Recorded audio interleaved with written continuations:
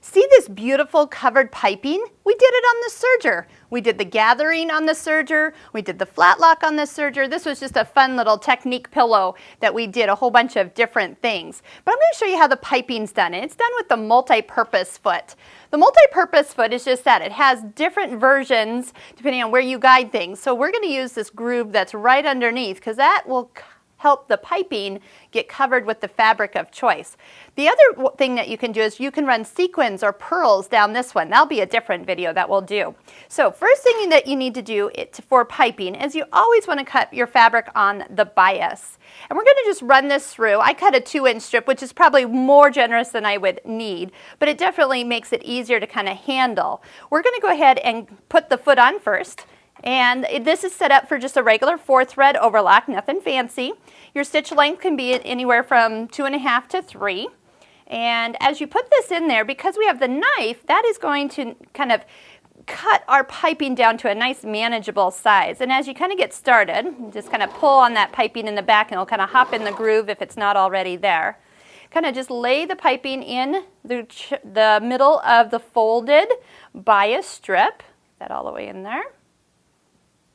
Right down the groove, and then let the serger just go ahead and stitch that down.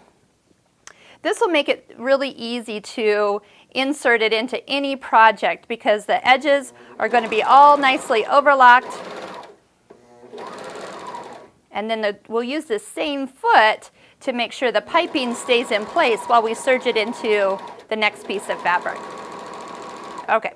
So we'll just use the knife. We'll cut off what we needed. Okay, so there's our covered piping, nice and close and to the edge as needed. Now we'll take our fabric, we'll do right sides together. Now once we do the fabric, you can do this in 2 steps. So you could actually go and serge this on in place, or if your project allows, you can go ahead and do this all in 1 step here. Once you get it started, and again, you make more covered piping than you would probably need, because then that way you don't have to be like, get it exact. You can just go ahead and go for it here. And give a little pull, get that started. And then we'll line that up.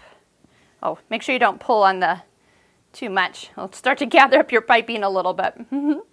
All right, so then, because we can just run this down, it's going to guide it. See that little bump? That's my piping, and it's just going right down the foot where I need it to go. And again, if your project allows, make your fabrics bigger than you need and then cut them to size for your purse or your pillow. But so you got your overlocked edge and your piping is perfectly inserted into the middle. La la.